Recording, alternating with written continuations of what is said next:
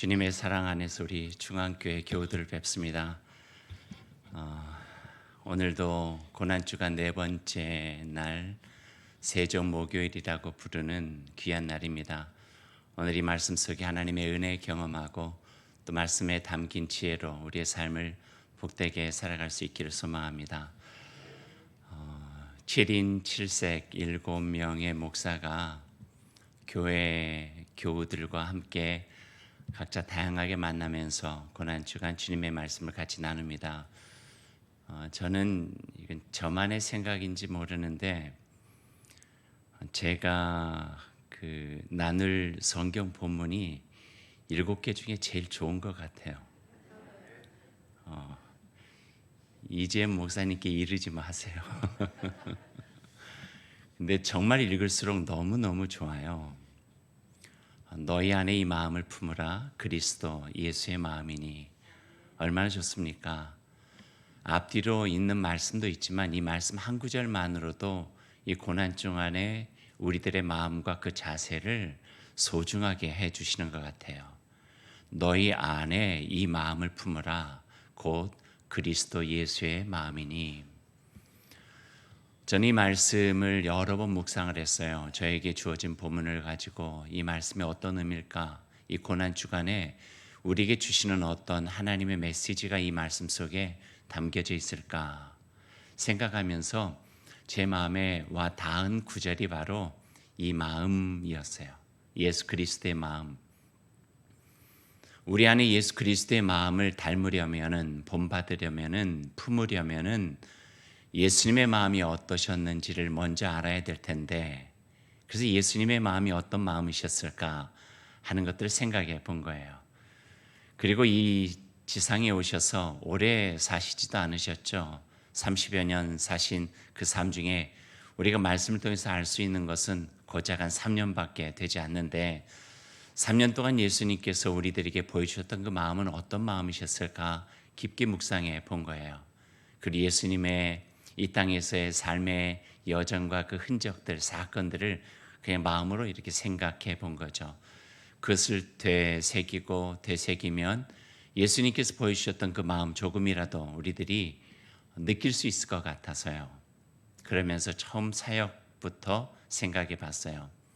하나님의 아들이셨는데 사람 세례자 요한에게 머리를 숙이고 세례를 받으실 때에 예수님의 마음은 어떠셨을까 생각해 본 거예요. 쉬운가요? 아니죠. 우리는 조금만이라도 남들보다 많이 가졌고 많이 배웠고 좀 높다 생각하면 감히 이러면서, 근데 하나님의 아들이 사람에게 머리를 숙이고 세례를 받으신 거예요. 그 마음이 어떠셨을까? 그러니까 예수님께서 하셨던 그 나는 온유하고 겸손하니 이게 말만 있는 건 아니었던 거예요. 그의 삶의 전체를 통해서 나타나는 것이니 그 마음을 우리에게 품으라 말씀해 주고 계시네요. 처음에 예수님께서 공생의 사역 시작하실 때 가버나움 회당에 가셨죠. 가버나움 회당에서 그 많은 말씀 중에 하나를 선택하셔서 읽어주셨는데 그게 이사야서의 말씀이셨어요. 이사야서의 말씀에 주의 영이 내게 임하셨으니 내가 가난한 자에게 아름다운 복음 전하게 하시고 눈먼 자, 갇힌 자, 억눌린 자에게 자유와 하나님의 은혜의 해를 선포하게 하셨다. 이 말씀을 가지고 3년여의 십자가를 향하여 정말 오로지 그 마음을 가지고 가셨던 예수님의 마음, 그 마음은 어떠셨을까 생각해 보는 거예요. 갈릴리 지역에서부터 예루살렘까지 가시던 그 예수님의 주위에는요, 참 많은 무리들이 늘 있었어요. 아픈 자, 병든 자, 가난한 자, 소외된 자, 지친 자, 귀신 들린 자, 때에 따라서는요, 아들이 죽고 딸이 죽고 형제가 죽은 자들이 예수님 앞에 와서 호소했죠. 부정하다 생각하는 병자들까지도 예수님께서는 다가가셔서 손으로 대시면서 그들에게 치유와 회복을 주시고 긍휼히 여기셨던 그 예수님의 마음, 예수님의 그 마음은 어떠셨을까? 그 마음을 알아야 우리가 세상에서 만날 수 있는 어려운 이들에게 우리도 다가갈 수 있을 텐데 하는 그 마음을 생각해 본 거죠. 제자들과 함께 어부들이라고 세리들이라고 다른 사람들이 손가락질하는데도 자기 곁에 가장 가까운 곳에 두시고 하나님 나라를 꿈꾸시면서 그들과 함께 동행하실 때에 예수님의 마음은 어떠셨을까? 세상의 실력자들 앞에서 권세자들 앞에서 맨몸으로 서서 하나님의 뜻 굽히지 않고 하나님의 나라를 이루기 위해서 모진 핍박과 박해를 이기시고 버텨내실 때에 예수님의 마음은 어떠셨을까? 배고픈 무리들 앞에서 어린아이 하나가 자기 혼자 먹을 수 없다고 엄마가 싸준 도시락일까요? 보리떡 5개, 물고기 2마리 예수님의 손에 제자들 통해서 들려졌을 때 그 고마운 도시락 받아들고 하나님께 기도하실 때에 예수님의 마음은 어떠셨을까? 3년 동안이나 같이 했음에도 불구하고 마지막 식탁에 십자가를 앞두고 자기를 팔아버린 그 돈 몇 푼에 유다와 함께 식탁을 대하실 때에 예수님의 마음은 어떠셨을까? 그리고 십자가를 지고 가시던 그 모진 고통 속에 자기를 모른다고 3번이나 부인하는 베드로를 바라보는 예수님의 마음과 그 심정은 어떠셨을까? 그 마음을 알아야 너희 안에 이 마음을 품으라. 곧 그리스도 예수의 마음이니. 그게 그냥 우리의 생각이나 말로 끝나는 것이 아니라 내가 예수 그리스도 그분의 이름을 가지고 있는 그리스도인으로 살아가는 삶의 자세와 그 길에서 그래도 조금이라도 주님을 닮은 삶으로 살아갈 수 있을 텐데 십자가에서의 예수님의 마음, 어머니를 바라보는 예수님의 마음, 아버지 어찌 나를 버리시나이까? 그 절망 중에 절규하시면서 아버지의 이름 부르시던 예수님의 마음. 오늘 성경 말씀은 바울 사도가 우리에게 그 마음을 품으라 그렇게 강하게 권면하고 계시는 거예요. 너희 안에 이 마음을 품으십시오. 곧 그리스도 예수, 우리의 구주 되시고 우리의 구세주 되시는 예수 그리스도 그분이 품으셨던 마음입니다. 모든 순간순간 예수님의 마음을 다 알기는 어렵겠죠. 하지만 그 마음을 우리가 알아가는 것도 그렇게 어려운 일은 아니라 하는 생각이 듭니다. 왜냐하면 성경 곳곳에 예수님의 마음을 알 수 있는 내용들이 얼핏 잘 보여주고 계시기 때문이죠. 약한 자를 향해서는 예수님은 분명하셨어요. 불쌍히 여기는 마음 가지셨어요. 죄인을 대해서는 어떤 마음을 가지셨나요? 정죄하지 않으셨어요? 측은히 여기고 긍휼히 여기는 마음을 가지셨어요. 그러게 그 죄인들을 마다하지 아니하시고 그 가운데 하나님의 형상 회복하고 하나님의 구원의 은총을 그들 속에서도 누릴 수 있도록 최선을 다하셨던 분이 바로 예수님이셨으니까요. 늘 자신을 낮추는 겸손하고 온유한 마음, 주님의 마음이셨죠. 또 주님의 보여주셨던 마음은 어떤 마음이실까요? 하늘을 닮은 거짓 없는 진실된 마음, 그 마음이 예수님의 마음이셨어요.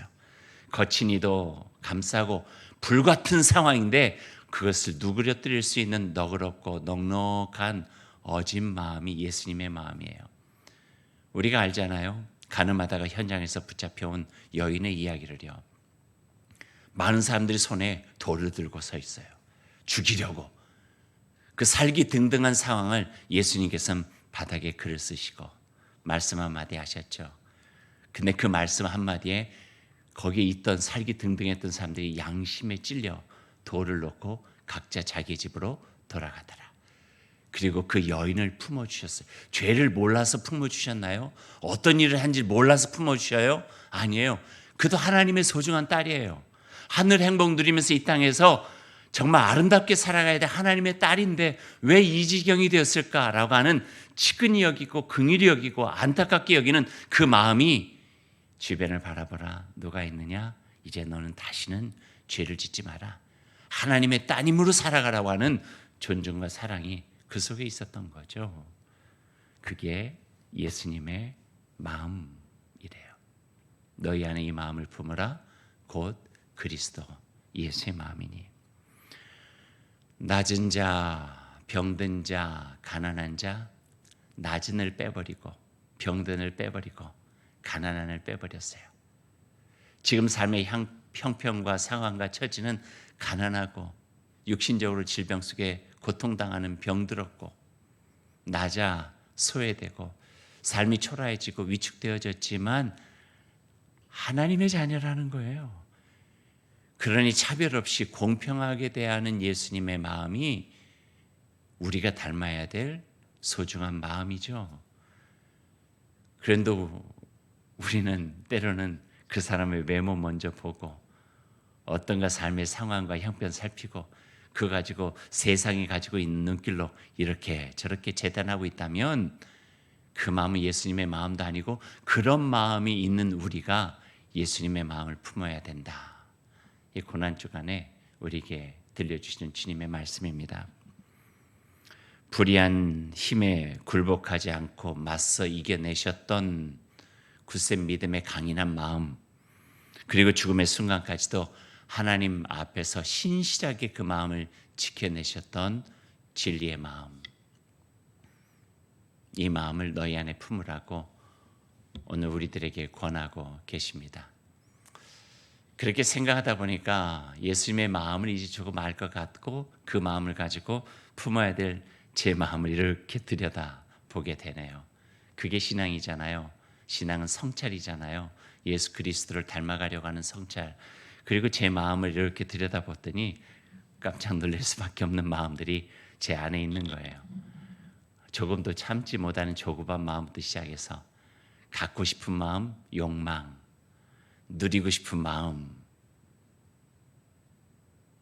연약한 마음, 예수님을 믿는다고 하면서도 이렇게 저렇게 상황 봐가면서 나의 이익을 취했던 사심 있는 마음들, 이기적인 마음들, 막 이런 것들이 보여서 깜짝 놀랄 수밖에 없어요. 그래서 더욱더 강하게 바울 사도가 권면하셨던 모양이에요.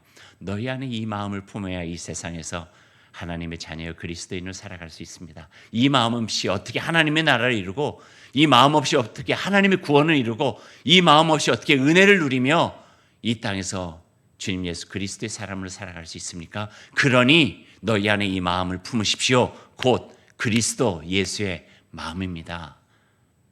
이렇게 우리들에게 강하게 권면해 주고 계십니다. 다시 한번 오늘 말씀을 제가 읽어드릴게요. 너희 안에 이 마음을 품으라. 곧 그리스도 예수의 마음이니. 마스크는 쓰셨지만 한번 저를 따라서 한번 해보시죠. 너희 안에 이 마음을 품으라. 곧 그리스도 예수의 마음이니. 성경 우리에게 이렇게 권면할 때 우리가 할 수 있는 대답은 딱 한 가지입니다. 예, 주님, 주님의 마음이 저의 마음이 되도록 힘쓰겠습니다. 예, 저의 마음 내려놓고 저의 마음 비우고 주님의 마음이 제 마음의 주인 되어 자리 잡도록 애쓰겠습니다. 이게 우리의 대답이 되어야 되는 거예요. 그리고 그분의 마음을 알기 위해서 더 애쓰고 그분의 마음이 우리 안에 조각 마음이라도 조금씩 뿌리 내려져서 내 마음속에 얼핏 애쓴 만큼 그리스도의 마음이 나를 주장하시고 그분의 사람으로 살아갈 수 있는 조그만한 용기라도 굳센 믿음이라도 담대한 마음이라도 가져낼 수 있도록 최선을 다하는 것, 이것이 바로 우리가 이 고난주간에 가져야 될 소중한 마음이라 여겨지게 됩니다. 오늘 말씀 조금만 더 보죠. 오늘 말씀에는 조금 배경이 있어요. 바울 사도가 빌립보 교인들에게 권면을 했지만 당시 초대교회 처음 교회 신앙 성도들이 불렀던 찬양이었어요. 그러니까 바울 사도가 제일 먼저 쓴 건 아니라는 거예요.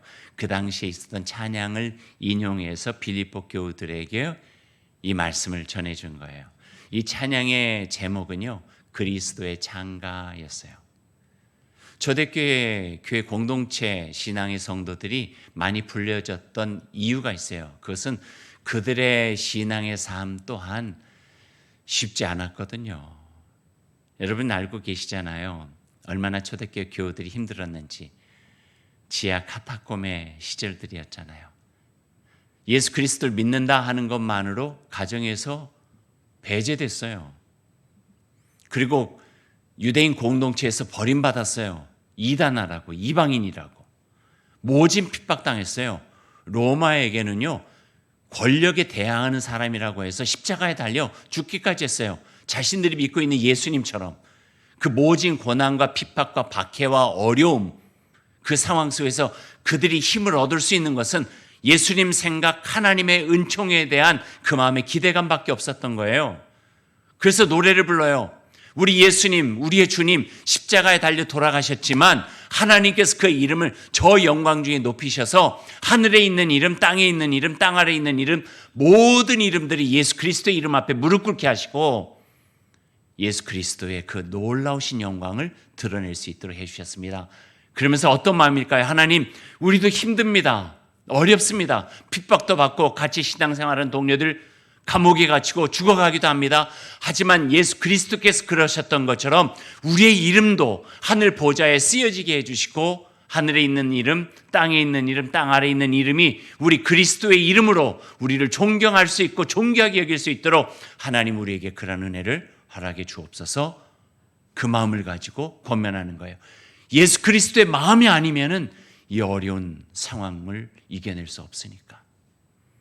모진 핍박과 힘든 상황들을 이겨낼 수 없으니 우리 안에 예수 그리스도께서 품으신 그 믿음, 그 마음, 담대한 믿음의 마음, 용기 있는 마음, 어진 마음, 너그러운 마음, 측은히 여기는 마음, 긍휼의 마음, 그 마음을 가지고 우리도 살게 해주십시오. 그 마음이 있어야 우린 세상을 이겨낼 수 있습니다. 두려움 속에서 온 힘을 다하여 불렀던 찬양이 바로 이 찬양입니다. 여러분, 그 신앙생활 하시면서 두려움을 느껴보신 적이 있으세요 혹시? 내가 신앙을 가지고 예수를 믿고 교회를 다니는 게 때로는 두렵다, 이런 느낌을 가져보신 적 있어요? 요즘은 별로 없는 것 같아요.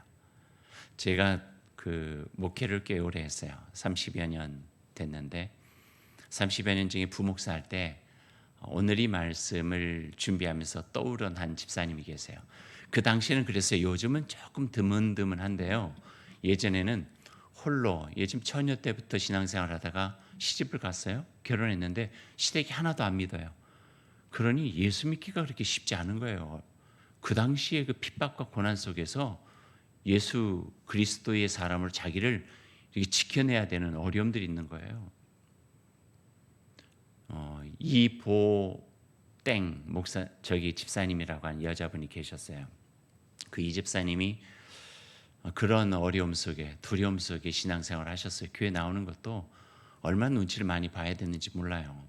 남편은 교육청의 장학사였어요. 그러니 공부도 많이 하셨고 사회적으로도 어느 정도 다 학식이 있어서 그 상식적으로 뭐 해야 되는 것들을 잘 아시는 분이었는데 아내가 교회 가는 것만큼은 얼마나 심하게 받는지 몰라요. 그래서 남편이 출장을 가야 교회 나오셨어요. 예배를 드리는 것도 쉽지 않았죠. 한 번은요, 김장하는데 여전도에서 김장을 하다가 와서 봉사하다가 제가 눈앞에서 직접 봤어요. 저도 이렇게 돕고 있는데 남편이 와가지고요, 여기서 뭔 짓이냐 그러면서 머리를 잡고 아내를 데려가는 거예요. 깜짝 놀랐어요. 근데 그 집사님이 어느 날 저에게 전화를 했어요. 목사님, 지금 우리 남편이 출장 갔는데 자기 집에서 예배 드리시다는 거예요. 한 번도 자기 집에서 예배를 못 드려봤는데 예배 드리고 싶은데 신방 오실 수 있겠냐고. 예, 알겠어요. 남편 출장 갔어요? 2번이나 묻고 제가 갔죠. 가가지고 들어갔더니 저 장롱 깊숙한 곳에서 성경 찬송을 빼고 그 얼마나 받아보고 싶었는지 착 그 상을 차려놓고 그리고 예배를 드렸어요. 찬송을 부르고 기도를 하고 한참 말씀을 이렇게 전하고 있는데 전화벨이 울리는 거예요. 따르르릉 따르르릉. 왜 제가 숨이 막혀요? 그 전화벨 소리를 듣고 그래서 전화를 했더니 그 집사님이 목사님 잠깐만요, 조용히 좀 해주세요. 그리고 전화를 받았더니 아니나 다를까 남편이 전화한 거예요. 오늘 출장이 빨리 끝나서 집에 갈 테니까 우리 점심 좀 준비해 놓으라고. 저 그날 거기서 밥 먹기로 돼 있거든요. 그랬더니 그 집사님의 얼굴이 벌개져가지고 목사님 죄송한데요. 지금 빨리 가셔야 되겠어요. 예배 드리다가 예배도 못 드리고 부랴부랴 그냥 나올 수밖에 없었어요. 아직도 그 생각만 하면 참 마음이 아파요. 긴 이야기를 다 할 수는 없지만 결론적으로 어떻게 그 가정이 변했냐면 그 남편이 저를 찾아왔어요, 교회로. 그래서 우리 아내 좀 살려달라고. 그 안에서의 가정과 남편과의 충돌이 너무 힘든데 그 남편도 아내를 사랑한 거예요. 신앙은 받아들일 수 없지만 아내 좀 살려달라고. 그래가지고 나중에 이야기를 해서 남편도 자녀들과 함께 교회 등록했어요. 그리고 쉽지 않은 신앙생활을 시작했죠. 그리고 그 다음에는 마음 편하게 가정에서 예배 드려달라고. 그래서 남편도 앉아서 예배 드릴 때 그 남편이 저에게 부탁한 거, 들어간 입구에 있는 달마조사 사진을 좀 띄워달라고. 그 달마대사 있잖아요. 이렇게 생긴 거. 자기 손으로는 못 띄겠대요. 혹시 부정탈까 봐. 그러니 목사님이 손으로 띄워주면 어떻겠냐고. 제 손은 그 달마를 이길 수 있는 권세가 있었던 모양이죠. 그래서 그걸 띄워내고 같이 예배 드렸던 기억이 있습니다. 쉽지 않은 거겠죠. 신앙생활을 하면서도 갖게 되는 두려움. 저 개인적으로도 그런 경험이 있어요. 제가 1983년 11월 9일에 군에 입대를 했어요.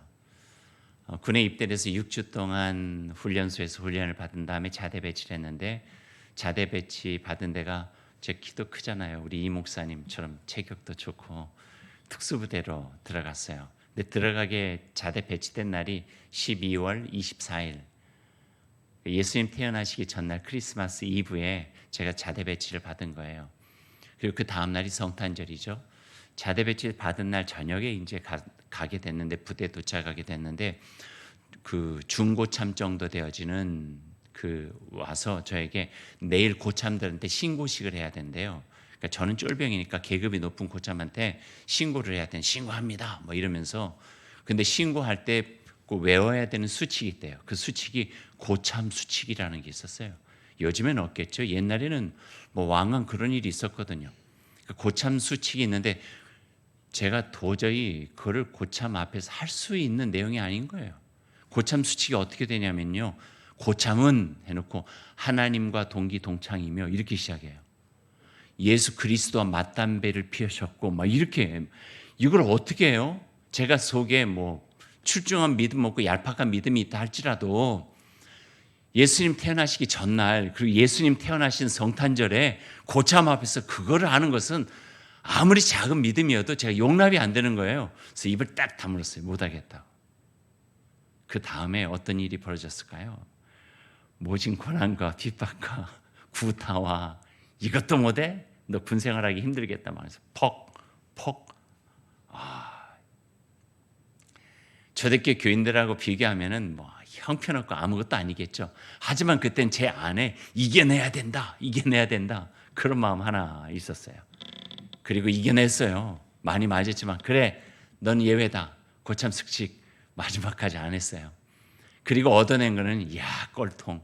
너 이제 앞으로 주일날 교회 안 가기만 해봐. 그래서 교회를 계속 제대할 때까지 교회를 갈 수 있었어요. 쉽지 않겠죠. 예전엔 그런 어려움이었어요. 그런 두려움이었어요. 지금 우리가 어떤 두려움을 가져야 되느냐? 세상이요, 핍박의 시대요, 고난의 시대가 아니에요. 유혹의 시대예요. 미혹의 시대예요.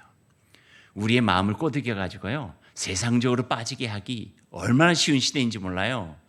이게 사단의 다른 전략이에요. 그 앞에 우리가 굳건한 마음을 가지고 예수 그리스도의 마음을 가지고 이겨내지 않으면 우리 또한 넘어가요. 시대와 상황 달라졌지만 우리 안에 동일한 말씀이 주어지고 있는 거예요. 너희 안에 이 마음을 품어라. 예수 그리스도의 마음이니. 그 마음을 품고 살아가기가 쉬우셨을까요? 예수님 아무리 하나님의 아들이셨지만 쉽지 않으셨을 거예요. 얼마나 쉽지 않으셨는지 우리는 겟세마네에서 드린 기도로 알 수 있어요. 죄의 만찬까지 했어요. 제자들에게 이것이 나의 몸이다, 이것이 나의 피다 말씀하시면서 십자가를 향하여서 자기의 마음을 분명하게 하셨어요. 고난과 죽음을 통하여 영광에 들어가는 줄 너희들이 모르느냐라고 자신의 소신과 자신의 갈 길을 밝혀주셨어요. 그럼에도 불구하고 그 마음에는 이 고난 앞에서 떨리는 두려운 마음이 있으셨던 거예요. 겟세마네 동산에 올라가셔서 기도하셔요. 어떤 기도 드리셨나요? 아버지요, 아버지요, 할 수만 있으시면 이 잔이 내게서 피하게 해주십시오. 꼭 이 길이 정말 제가 가야 되는 길입니까? 이 고난과 죽음이 정말 하나님 그분의 나라를 이루는 길입니까? 하나님께 반문하면서 밤이 새도록 기도하시잖아요. 성경은요, 그 기도를 이렇게 표현하고 있어요. 그의 땀방울이 핏방울이 되어 땅에 떨어지더라. 그렇게 절절하게 기도하심에도 불구하고 아버지는, 하나님은 묵묵부답, 아무런 대답을 하지 않으세요. 외면하시죠. 그 기도를 듣고 들어줄 수 없는 그 아버지의 마음이 얼마나 참담했을까, 얼마나 힘드셨을까. 하나밖에 없는 아들 이 땅에 보내주시고 그 십자가에 죽기까지 내버려야 되는 그 아버지의 마음은 얼마나 힘드셨을까. 그 마음을 예수님께서 다 아셨을까요? 묵묵부답인 아버지 앞에 마지막에 기도드리죠. 하지만 알겠습니다. 이제 아버지의 마음 알겠습니다. 아버지요, 내 뜻이 아닌 아버지의 원대로 하겠습니다. 그리고 십자가로 걸어가셨어요. 저는 여기서 오늘 성경의 제목을 가져오게 된 거예요. 그분이 나를 이기다. 예수님께서 먼저 하신 거예요. 아버지가 나를 이기신 거예요. 아버지의 마음이, 아버지의 뜻이 나를 이기셨어요. 예수님조차도 자기의 마음을 비우고 아버지의 마음을 품으셨던 거죠. 그리고 우리는 이제 우리들 차례인 거예요. 예수님께서 아버지의 마음으로 사셨듯이 우리는 예수 그리스도의 그 마음을 가지고 살아가면 돼요. 아주 작은 조각 마음이라도 우리 마음에 두고 살아가게 된다면 하나님께서 그 아들까지 되어주시면서 그토록 원하셨던 하나님의 뜻, 하나님의 나라가 이 땅에 이루어지고 하나님의 구원의 은총이 이루어지고 하나님의 사랑의 나라가 확장되어지고 모든 이들이 한 명도 제외되지 않고 하나님 안에서 그분의 사랑과 은총 안에서 구원받는 놀라운 일들이 우리 가운데서 이루어지기에 너희 안에 이 마음을 품으라. 곧 그리스도 예수의 마음이니. 사랑하는 여러분, 이 고난주간 오늘 주신 말씀 여러분의 마음에 꼭 새기고 저와 여러분의 삶 가운데, 믿음의 여정 가운데 주님 주신 말씀처럼 그분의 마음이 우리의 마음이 되어 우리 안에 있는 그분의 마음으로 이 세상에서 복되게 살아갈 수 있기를 간절히 소망합니다. 너희 안에 이 마음을 품으라. 곧 그리스도 예수의 마음이니. 우리 안에 예수 그리스도의 그 마음 품게 되니 이제는 나 사는 것 아니요 내 안에 계신 그리스도가 나를 살아갑니다. 그 고백 속에 주의 은혜가 함께 하시기를 소망합니다. 기도하겠습니다. 사랑의 주 여호와 하나님, 감사합니다. 오늘 귀한 말씀 우리에게 허락해 주셨습니다. 그 말씀을 가지고 우리가 살아갈 때 우리를 굳건하게 붙잡아 주시고 등한시했던 예수 그리스도의 마음, 모른 채 했던 예수 그리스도의 삶이 우리 안에 있어서 우리도 그리스도인다운 삶의 모습으로 살아갈 수 있도록 주님 인도하여 주옵소서. 어찌하든지 예수님의 마음 품게 하시고 예수님의 삶의 태도를 본받게 하여 주옵소서. 아무리 힘들고 어렵다 해도, 나의 가는 길 다 알지 못한다 해도 나와 동행해 주시는 예수님을 나의 주인 삼고 좁은 길을 기쁨으로 걸어가는 행복한 믿음의 여정 되게 하여 주옵소서. 주님께서 사랑하시는 우리 중간교회 목회하시는 우리 이재현 목사님 네 분과 또 사랑하는 교역자들 힘주시고 지혜 주시고 함께 주님의 교회 안에서 믿음으로 일할 때에 기쁨 있게 하시고 하늘 행복 누리면서 복되게 살아가실 수 있도록 주님 역사하여 주옵소서. 예수님의 이름으로 기도드립니다. 아멘.